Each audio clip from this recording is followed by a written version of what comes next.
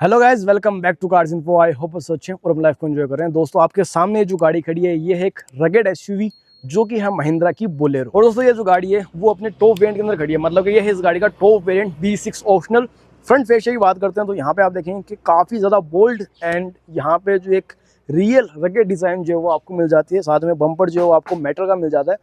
और ये इकलौती की एक ऐसी गाड़ी है लो सेगमेंट के अंदर जो अपने साथ जो है मेटल का बम्पर लेके आती है पर्सनल व्हीकल के अंदर। जैसे कि इसके अलावा जो कमर्शियल व्हीकल है उसमें जैसे बोलेरो कैंपर वगैरह जो वो भी आ जाते हैं, बट पर्सनल के अंदर अगर आप गाड़ी लेना चाहते हो तो उसके अंदर सिर्फ यही एक इकलौता ऑप्शन जो है वो आपके सामने बसता है। हेडलैम्प सेटअप की बात करते हैं तो यहाँ पे आप देखेंगे कि आपको जो है रिफ्लेक्टर बेस हेलोजन सेटअप जो मिल जाता है। और यहाँ पे ये जो लाइट है वो आपको high beam and low beam दोनों में जो वर्क करते हुए नजर आएगी। ऊपर जो है यहाँ पे आपको पार्किंग लाइट मिलेगी, नीचे आपको टर्न इंडिकेटर। और दोस्तों, ये है इस गाड़ी का स्टैटिक बेंडिंग हेडलैम्प, जिसे हम नॉर्मली अपनी लोकल लैंग्वेज के अंदर कॉलिंग लैम्प जो है वो बोलते हैं। और इसका जो स्कॉर्पियो क्लासिक वगैरह जो फीचर है उसके अंदर सेम यही नाम जो उसके अंदर दिया गया है बाकायदा। इसके अलावा यहाँ पे जो है नीचे आपको फॉग लैम्प हाउसिंग जो है वो मिल जाती है जो कि राउंड शेप के अंदर है। नीचे जो है यहाँ पे आपको मेटल ग्रिल जो है वो मिल जाती है। हालांकि इसकी जो क्वालिटी है वो उतनी मतलब नेक्स्ट लेवल नहीं कह सकते, जो कि एक नॉर्मल गाड़ी के अंदर होनी चाहिए। यहाँ पे टोइंग स्पेस जो है वो आपको मिल जाता है।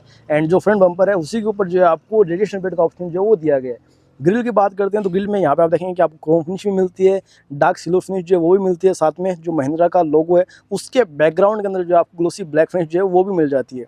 बात करते हैं इस गाड़ी के ओवरऑल फ्रंट डिज़ाइन की, तो यहाँ पे जो है आपको बॉक्सी शेप मिलती है जो कि काफ़ी ज़्यादा रगड़ लगती है, साथ में बोल्ड लगती है। एंड जो फ्रंट विंडशील्ड एरिया है उसके ऊपर आपको 2 वाइपर एंड 2 वॉशर जो है उसका ऑप्शन दिया गया है। एंड जब आप इस गाड़ी को एक हाई स्पीड में ड्राइव करते हो, 3 डिजिट स्पीड के अंदर ड्राइव करते हो जैसे कि 100 प्लस, तो उस केस में जो है यहाँ पे आपको विंड नॉइस जो है वो भी इस पर फील होगी।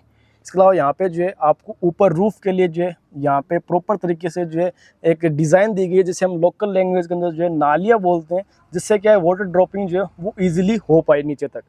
इसके अलावा दोस्तों, फ्रंट की बात चल रही है तो भाई इंजन को कैसे बोलें। इस गाड़ी में जो है आपको मिलता है 1.5 लीटर 3 सिलेंडर डीजल इंजन जो है वो आपको दिखाते हैं। और दोस्तों, इंजन जो है उसका साइज़ कम है, मतलब कि जो सीसी है वो कम है, बट पावर जो है वो पहले की तरह ही सेम आपको मिलती है। हालांकि वो लेवल नहीं है जो कि 2.2 लीटर के अंदर आया करता था, बट उससे थोड़ा सा बस डाउनग्रेड है, हल्का सा। इसमें आपको 75 HP की पावर मिलती है और 210 Nm का टॉर्क मिलता है। एवरेज की बात करते हैं तो इस गाड़ी के अंदर आपको अच्छे से क्रूज़ करने पे 80 की स्पीड पे आप इजीली इससे जो है 20-21 के रेंज निकाल पाओगे। बट अगर आप नॉर्मली चलते हो 90-100 तो उस केस में जो आपको 16-17 की एवरेज मैक्स टू मैक्स मिलेगी। उससे ज़्यादा आप एक्सपेक्ट मत करना। अब कुछ लोग बोलेंगे भाई इतनी तो स्कॉर्पियो में मिलती है 2200 सीसी होने के बाद। तो भाई स्कॉर्पियो के अंदर आपको जो 6 स्पीड मैनुअल गियरबॉक्स मिलता है, जबकि इसमें आपको सिर्फ 5 स्पीड मिलता है। ऊपर आपको इंस्ट्रूमेंटेशन वगैरह जो है वो प्रॉपर तरीके से मिल जाती है। और दोस्तों, बात करें बोलेरो के अंदर कलर ऑप्शन की, तो इस गाड़ी में जो आपको वाइट के अलावा जो है एक ब्राउन कलर ऑप्शन जो मिल जाता है, जो कि आपने देखा होगा भाई जो बोलेरो कैंपर गोल्ड आती है उसके अंदर आपको वो कलर देखने को मिलता है। टायर साइज जो है वो आपको मिलता है R15 का, और जो प्रॉपर टायर साइज है वो है 215/75 R15 का। फ्रंट में जो आपको डिस्प्लेक्स जो है वो मिल जाते हैं, रियर में जो आपको ड्रम ब्रेक्स मिल जाते हैं। एंड जो ओवरव्यू है वो आपको बॉडी कलर मिलते हैं, और इनको जो आपको मैनुअली एडजस्ट करने होंगे क्योंकि इसमें कोई भी इलेक्ट्रिक फोल्डिंग या फिर एडजस्टमेंट का ऑप्शन जो वो आपको नहीं मिलता। डोर हिंजेस जो आपको विजिबल मिलेंगे। साइड में जो आपको हैवी ड्यूटी फुट स्टेप जो वो दिया गया है। एंड जो डोर हैंडल्स है वो आपको ब्लैक मैट फिनिश के अंदर मिलते हैं। साथ में यहाँ पे जो आपको सिल्वर फिनिश भी मिल जाती है हाईलाइट के अंदर। इसके अलावा यहाँ पे ग्राफिक्स आप देख सकते हैं जो कि सिर्फ B6 और B6 ऑप्शनल जो कि टॉप के 2 वेरिएंट्स हैं उन्हीं में मिलते हैं। बेस वेरिएंट B4 में आपको ये चीज़ें नहीं मिलती। फ्यूल टैंक का जो एक्सेस है वो आपको राइट साइड में दिया गया है। लेफ्ट साइड में जो आपको DF का एक्सेस है, और इसमें जो आपको 60 लीटर्स की जो है फ्यूल टैंक कैपेसिटी मिलती है। साथ में यहाँ पे जो आपको वैक्यूम बाहर निकालने के लिए जो है वेंट्स वगैरह जो है वो मिल जाते हैं, जो कि दोनों साइड आपको सेम डिजाइन के अंदर मिलते हैं। रियर की बात करते हैं तो रियर में आप देखेंगे कि यहाँ पे जो आपको सेम साइज का R15 का जो है स्टील रिम के साथ स्पेयर टायर मिल जाता है। और जो व्हील कवर है वो आपको दोनों वेरिएंट के अंदर मिलते हैं, B6 और B6 ऑप्शनल दोनों के अंदर। B4 में ये चीज़ जो है वो नहीं मिलती है आपको। रियर विंडशील्ड एरिया जो है उसके अंदर आपको जो है यहाँ पे डिफोगर वगैरह का ऑप्शन जो नहीं मिलता, बट इसके अलावा जो है यहाँ पे आपको rear wiper and rear washer जो मिल जाता है। ऊपर आपको हाई माउंट स्टॉप लैंप जो है वो दिया गया है। इसके अलावा दोस्तों, रिवर्स के लिए जो आपको टोटल 2 रिवर्स पार्किंग सेंसर जो मिल जाते हैं। इसके अलावा रजिस्ट्रेशन प्लेट का ऑप्शन जो है वो आपको मिल जाता है। रियर फुट स्टेप मिल जाता है। साथ में टेल लाइट सेटअप की बात करते हैं तो यहाँ पे आपको फुल्ली हेलोजन सेटअप जो मिलता है, जिसके अंदर सबसे ऊपर आपको रिवर्स गियर की लाइट, फिर ब्रेक लाइट, और नीचे जो आपको टर्न इंडिकेटर की लाइट जो मिल जाती है। और पूरा सेटअप जो है वो आपको हेलोजन के अंदर मिलेगा। और दोस्तों, इसकी जो ओपनिंग है वो भी काफ़ी सही है। हालांकि 90 डिग्री नहीं है, बट हम इसे 75 डिग्री बोल सकते हैं। एंड बात करते हैं इसमें रियर सीट्स के बारे में, तो देखिए इसमें वैसे तो यहाँ पे स्पेस कम है, बट जो नॉर्मल गाड़ी है उसके अकॉर्डिंग यहाँ पे आप अच्छे तरीके से जो है 7 बंदे मतलब 7 जने जो है वो बैठ सकते हो इस गाड़ी के अंदर। और जब इस गाड़ी में सामान रखने की बात आती है तब भाई साहब एक ही काम होगा कि भैया तो पीछे वाली सीट्स में किसी को बैठा लो या फिर सामान रख लो। इसके अलावा दोस्तों यहाँ पे जो आपको एक हैंडल जो है वो मिल जाता है, प्लस यहाँ पे जैसा कि आपको पता है कि भाई बोलेरो जो है वो डीजल में आती है तो उसमें डीएफ टैंक जो है वो होता ही होता है। तो फ्यूल टैंक के लिए तो सिर्फ फ्रंट से जो ऑप्शन दिया गया है, बट डीएफ के लिए सिर्फ यहाँ पे आपको ऑप्शन मिलता है लीवर के रूप में। सबसे पहले डोर ओपनिंग की बात करते हैं तो भाई डोर ओपनिंग अच्छी खासी है, ज़्यादा नहीं बोलूँगा मैं। प्लस यहाँ पे जो है आपको डोर हैंडल जो है वो मिल जाता है, प्लस यहाँ पे आपको पावर विंडो स्विच मिल जाता है, यहाँ पे डोर ओपनिंग लीवर। और ये जो हैंडल्स है ना, ये क्वालिटी वाइज स्कॉर्पियो क्लासिक से बेटर है। स्कॉर्पियो क्लासिक के डोर जो है वो जाम हो जाते हैं और कभी कभार खुलते भी नहीं है, तो उस केस में ये लगता है कि भाई ज़्यादा अगर इसको अपन खींचेंगे तो ये टूट सकते हैं। इसमें ऐसी कोई शिकायत नहीं है। सीट की बात करते हैं तो देखिए सीट की जो क्वालिटी है वो सही है। फैब्रिक का जो इसके अंदर यूज़ किया गया है, थाई सपोर्ट काफ़ी अच्छा है, हेडरूम जो है वो काफ़ी अच्छा है, रियर सपोर्ट काफ़ी अच्छा है। एंड जो रियर सीट के जो 2 पैसेंजर्स हैं उनको यहाँ पे एडजस्टेबल हेडरेस्ट जो ऑफर किए गए हैं। टोटल इस गाड़ी में आपको 4 हेडरेस्ट जो है वो दिए गए हैं। एंड इसके अलावा यहाँ पे सेंटर में जो आपको एक आर्म रेस्ट मिल जाता है, जिसके लिए आप इस तरीके से इसको नीचे करेंगे, बट इसका कोई भी यूज़ मेरे को नहीं लगता है, क्योंकि इसको यहाँ पे ऐसे प्रॉपर तरीके से स्टक होना चाहिए था, जो कि इसमें नहीं हो रहा है। और ना ही कोई कप होल्डर वगैरह जो है वो इसमें मिलते हैं आपको। रियर सीट्स के पीछे जो है आपको पॉकेट्स मिल जाती है दोनों की। और की बात करते हैं तो यहाँ पे आपको मिलती है फ्लिप की, जिसके अंदर आपको टोटल 3 बटन जो मिल जाते हैं, लॉक, अनलॉक एंड बीच में जो एक फेवरेट बटन दिया गया है। हालांकि इसका यूज़ क्या है इस गाड़ी के अंदर वो देखते हैं। देखिए जब आप इसको यूज़ करते हो तो गाड़ी जो आवाज़ नहीं करती, बट जो इंडिकेटर्स है वो ऑन हो जाते हैं। जब ड्राइवर गाड़ी के अंदर एक्सेस करेगा तो उसको यहाँ पे फुट स्टेप जो वो दिया गया है उसको यूज़ कर सकते हैं। हालांकि यहाँ पे अगर ग्रैब हैंडल होता तो और अच्छा होता, हालांकि आफ्टर मार्केट लगा सकते हैं। इसके अलावा यहाँ पे डोर ट्रिम की बात करते हैं तो जो फ्रंट वाले डोर ट्रिम्स है वो बिल्कुल ही बेसिक है, फ्रंट वाले से सॉरी रियर वाले से भी, क्योंकि यहाँ पे जो आपको ग्रैब हैंडल मिलता है बट पावर विंडो स्विच जो वो नहीं मिलता। डोर ओपनिंग लीवर मिलता है और नीचे कुछ ऐसा ही स्पेस मिलता है जो कि ना तो बोतल होल्डर के काम आएगा और ना ही किसी और काम के। यहाँ पे तो बस कोई मतलब कोई गाड़ी के नट वगैरह, कोई कॉइन्स वगैरह वो ही रख पाएंगे। सीट की बात करते हैं तो देखिए सीट जो है उसमें आपको सिर्फ 2 एडजस्टमेंट मिलते हैं, पहला स्लाइड एंड दूसरा जो है रिक्लाइन। इसके अलावा हाइट वगैरह का जो है कोई ऑप्शन इसमें नहीं दिया गया। और थाई सपोर्ट भी अच्छा खासा है, रियर सपोर्ट भी ठीक है, हेडरूम में कोई शिकायत है नहीं। और जो ओवरवेट पर्सन होते हैं ना, जिनकी मतलब बॉडी एक तरीके से वही फुल्ली हुई है, वो मतलब मोटे आदमी भाई नॉर्मल लैंग्वेज में, तो उनके लिए ये गाड़ी काफ़ी परफेक्ट है। तो बात करते हैं डैशबोर्ड के राइट साइड की, तो यहाँ पे आपको जो है एसी वेंट मिल जाता है, जिसके दौरान आपको वुडन फिनिश जो मिल जाएगी। साथ में यहाँ पे इंजन स्टार्ट और बटन के लिए जो है आपको पूरा प्लेसमेंट जो है वो मिल जाता है, और डिज़ाइन जो है वो सबकी सेम है। प्लस यहाँ पे जो है आपको हेडलाइट लेवलिंग स्विच जो मिल जाता है, जिसमें आपको नंबरिंग मिलती है 0 से लेकर के 4 तक। की होल जो है वो आपको एलिमिनेटेड दिया गया है। एंड नीचे पेडल्स की बात करते हैं तो यहाँ पे जो है आपको ABC पेडल्स जो है वो दिए गए हैं, डेड पेडल जो है वो इसके अंदर नहीं है।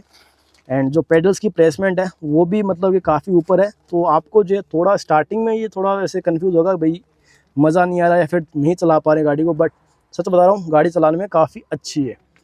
स्टीयरिंग की बात करते हैं तो देखिए स्टीयरिंग में कोई भी एडजस्टमेंट नहीं है, बिल्कुल न्यू स्टीयरिंग जो है वो आपको मिलता है, जो कि मतलब न्यू डिज़ाइन का, जो कि पहले जो ZX वगैरह पावर प्लस के नाम से आती थी बोलेरो उसमें नहीं मिला करता था।